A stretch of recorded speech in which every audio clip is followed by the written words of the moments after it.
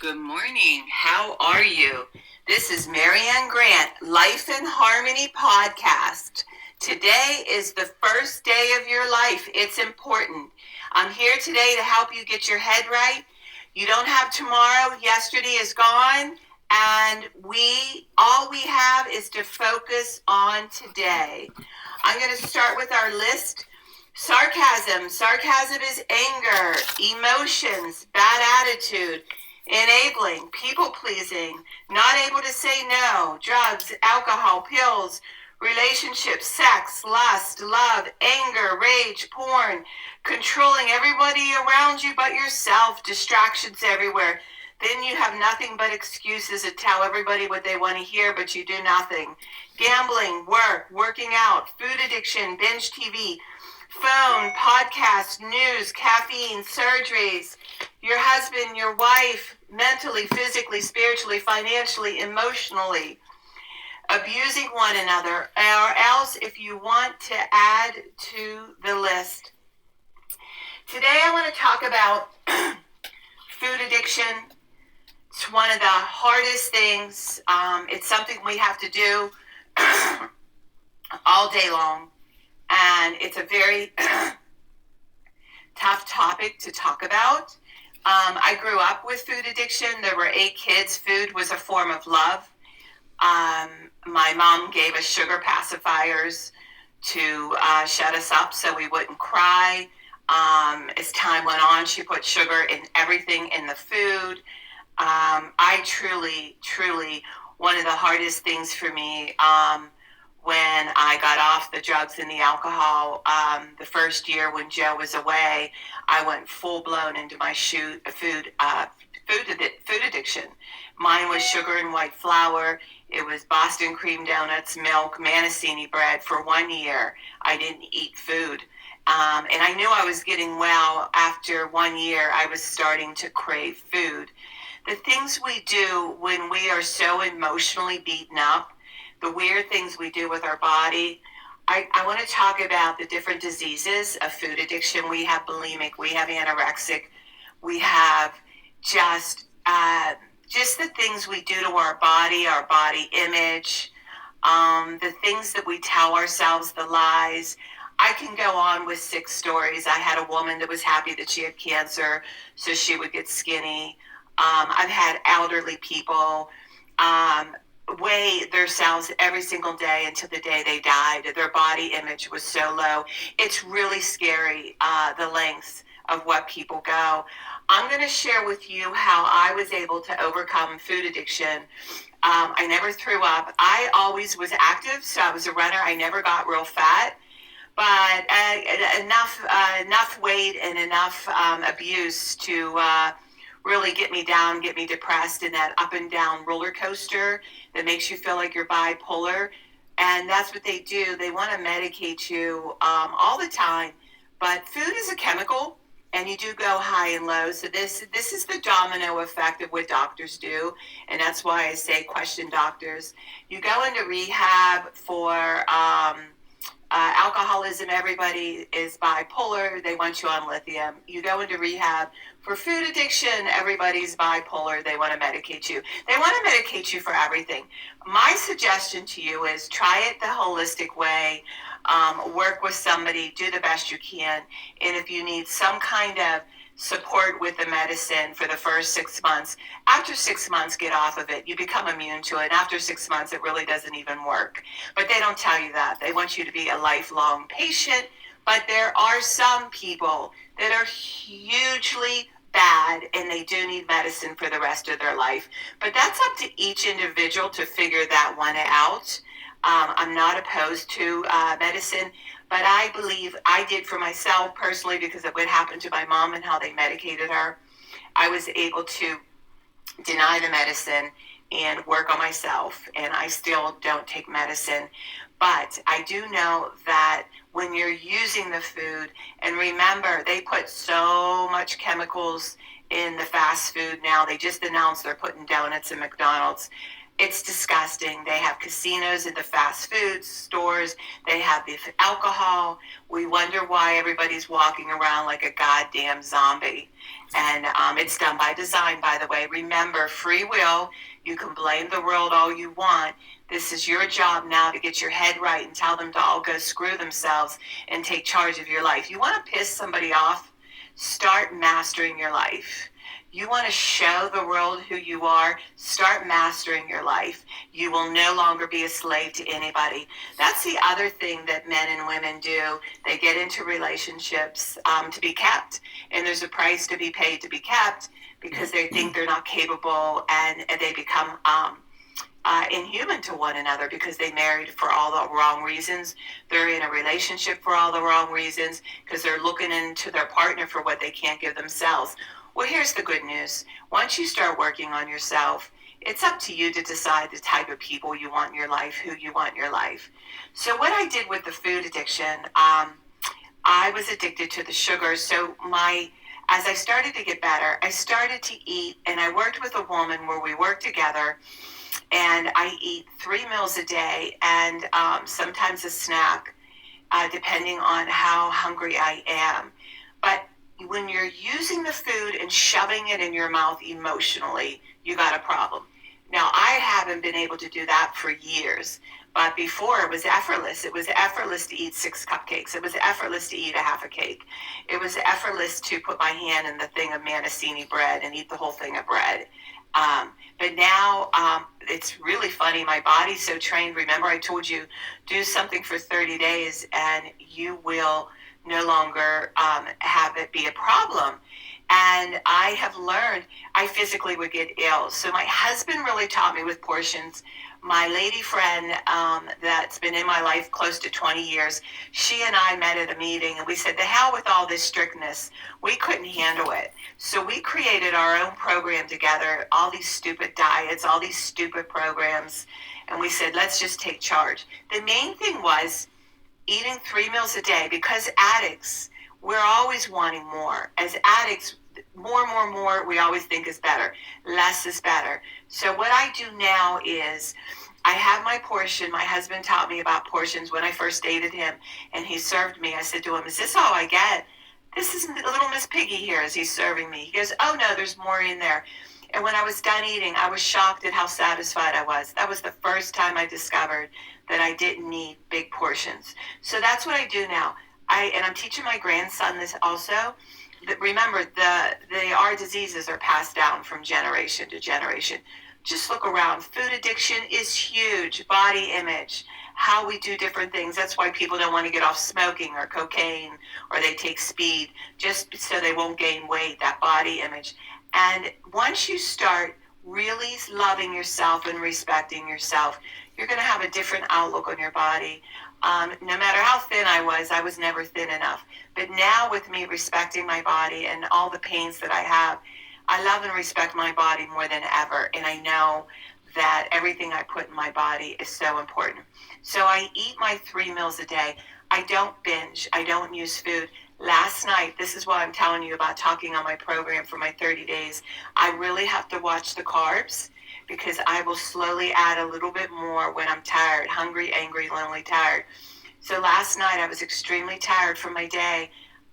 This is a miracle. I left the dishes and got to them in the morning because I knew if I went in there, I was going to get into the pretzels.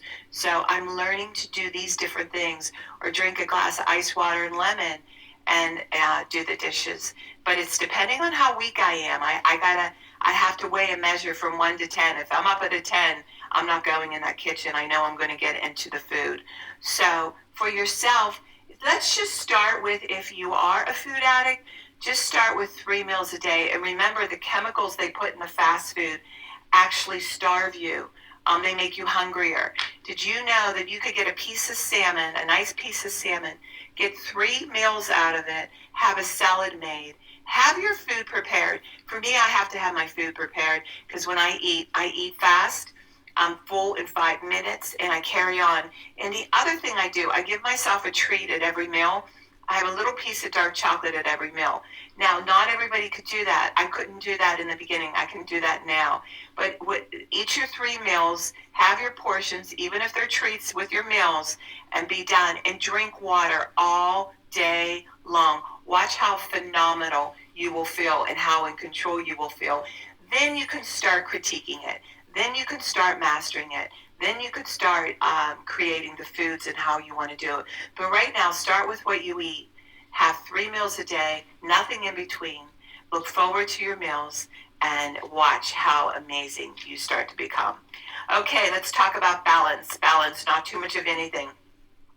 Our kids, our partner, our play, our work. When we stay balanced, it's life in harmony. When we abuse ourselves, everyone we love is infected by it. You cheat yourself and everyone around you. The level of love and respect you give yourself, that is the level of love and respect you get in return. No more, no less. Life in harmony, our thinking can make or break us. That is why we have to check our thinking and attitude all day long until it's as natural as going to the bathroom, or else you get backed up. I want you to go all day long and really do an attitude check and really love what you do and look at what you do with happiness and harmony and peace, and no longer look at it as a bad thing, because we have to do so many mundane things throughout the day. It's your attitude and how you look at it is going to decide and be the deciding factor of what kind of day you're going to have. This, my friend, is the greatest gift you can give yourself. Remember, behind every breakdown, there's a breakthrough around the corner. People say, I want to help be part of taking care of the world. Here's the good news. If you truly take care of yourself all day and be a living example, that is taking care of the world. We all have gifts. We all have work to do. That is the true meaning of taking care of the world. Doing your part, no exceptions. The answers lie inside of you. Hey, you little smooth talkers, your words mean nothing. Your actions say everything. I'm going to read a beautiful spiritual saying from Michael Singer. All right. Spirituality. Spirituality begins when you decide you will never stop trying. Spirituality is the commitment to go beyond no matter what it takes. It's an infinite journey based upon going beyond yourself every minute of every day for the rest of your life. If you're truly going beyond, you're always at your limits. You're never back in the comfort zone. A spiritual being feels as though they're always against the edge and they're constantly being pushed through it. One should view their spiritual work as learning to live life without stress, problems, fear, or melodrama. This path of using life to evolve, spirituality is truly the highest path. Trust the process. Eventually, you will realize that you cannot actually hurt yourself when you go beyond your psychological limits. If you are willing to just stand at the edge and keep walking, you will go beyond. You used to pull back when it got uncomfortable. You don't have to pull back. You are safe. You are okay. Now you relax and go past that point. That is all it takes to go beyond. Imagine breaking through that wall, getting to the other side, and imagine the peace that you could experience if you weren't constantly creating and defending your false self. And write about that. I love this. The spiritual journey is one of constant transformation. To grow, you must give up the struggle to remain the same and learn to embrace change as it comes. You must go through the darkest night in order to get to the infinite light. What we call darkness is really the blockage of light. You are truly worth it. And get used to that feeling of uncomfortableness. Okay, I'm going to read a part of my book.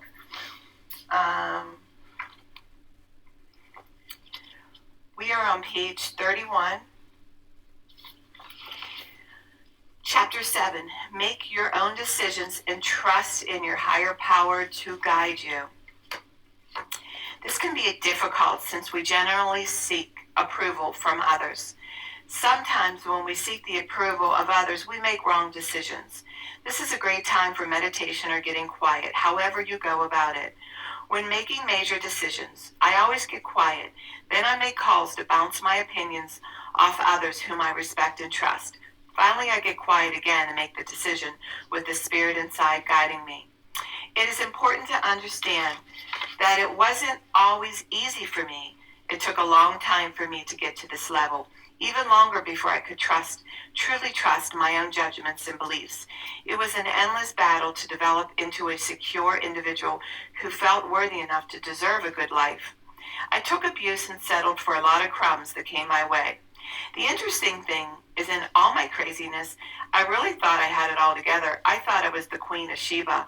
I had a rude awakening. The fight to be healthy is an endless process. I love this chapter because in the height of my addiction, I really did think I had it all together. At the age of 10, my father couldn't tell me anything because I was a worker. I always did my own work and made money, and I told my dad, since I make my own money and put money away for my schooling, my education for high school, that I could do whatever I want. And that was my attitude. So I was in charge, and I took the consequences, good and bad. And when Joe and I were going through all this, that's why I had to lock myself up, get humbled, and really look in the mirror, because so many people are going around thinking they have it all together. They put on their clothes, they look good, they're dying inside, but on the outside they put on this facade. They keep getting surgeries. They keep trying to look perfect, and the level of denial of each and every one of us is so ingrained in us, and it's been passed down from generation to generation to generation. Oh, this is accepted. Oh, this is what people do. Oh, this is society. Well, it's up to you to take charge of your own life and how you want to create your life. And if you think it's cool to work all day, then go home, shut the door, start binging on your food, start binging on your alcohol, start lining up the lines of cocaine, abusing your partners, telling each other how screwed up you are verbally, start abusing each other. The kids see all this. The kids repeat what they see. And the damage that my husband and I did when we were abusing ourselves at night, and my kids heard the fights. My kids heard how we destroyed one another. You don't fool anybody. You think that nobody knows, and everybody knows. It's the lie we tell ourselves. But here's the thing. We need to approach the person that's using and abusing, because they think they're getting away with it, because they're so unapproachable, because they snap out, they scream, they yell, they MF you if you say anything to them, so you don't get in their face. But it's important that you do address the issue, and the choice is yours whether or not you want to get better, or if you want to stay in that disease for the rest of your life. And believe me, it progressively gets worse. It never gets better. And this is the difference between an ordinary life and an extraordinary life. The extraordinary life is getting uncomfortable, making the changes, doing the work, and having a game plan of action to escape your abuse, to escape your situation. But it is a process. It's not something that you can do overnight. It has to be planned out very well. But you have to feel that you are worthy and deserving, and that's why you have to put yourself around people that are positive. Being in a destructive relationship is very, very toxic, and you start to believe what your partner tells you as they're degrading and devaluing you. And that's something that I had to really work on, because the things that both of us said to each other was so inhuman, and we really didn't mean it. It was our monster. It was our disease. It was our addiction that was doing that, and it was absolutely scary. And I want you to know that you can come back to that loving, beautiful soul, but you have to go through that dark circle to get to the light, and you are worth it. Okay. We can all heal together. It is a decision from our head to our heart. I want to read our check-off list here. Remember, do one thing for 30 days, and eventually it will be a way of life. I did really well yesterday with the food. I got out of the kitchen and had another successful day. I am clean and clear of all diseases and negative thoughts. What's controlling you? I accept today where I am powerless. I have control where I have choices. I will reach out for help and use my tools today. I accept today and understand the only person I can change or regulate is myself. I will take time to hug and kiss my loved ones around me. I will show my partner today how much he or she is appreciated, needed, and loved. I will speak up for myself today. I will be true to myself inside and everyone else. We need to be a priority to ourselves. The rest will follow. Everything we do is a practice and a discipline to master what we want. I will take charge of my life today and realize I am in charge of all my decisions. I will know when it's time to bow out and let go and trust the process. I will set realistic goals for myself. I will get 7 to 8 hours of sleep tonight. I will set healthy boundaries around myself today. I will not allow anyone to speak to me with disrespect. I will make a conscious effort to eat healthy meals. I will take my vitamins, food supplements today. I will drink 6 to 8 glasses of water today. I will be good to myself today. Whoever can see through all fear will always be safe. I will talk with someone I trust and respect and be honest with them. Accountability is key. Cannot do it alone. I will trust and reach out to my higher power today. I will say thank you for everything that happens to me today, good or bad. I will not do anything to cause harm to myself or others today. I am willing to change today. I will exercise today. I will pray for the well-being of myself and others today. I will write a list of all the things I want in a partner if I become it. I will attract it. Discipline is freedom. Do 2 things a day you don't want to do to be successful. And mine is always getting up early, getting my podcast started, and then doing my workout. And then I know I'm going to have a great day. I want you to know you can reach me at createyourspirit@gmail.com. Leave your number. I could teach you about the workshops. And if you want to order books, they're great gifts. And if you want to learn about my services, lifeandharmonyonline.com. Leave your number and I could call you and I can go over whatever it is that you need to work on, or I could guide you, direct you of where the best place for you to go. Remember, I'm doing the podcast 5 days a week, Monday through Friday. Please tell everyone you love and respect so we can all heal together.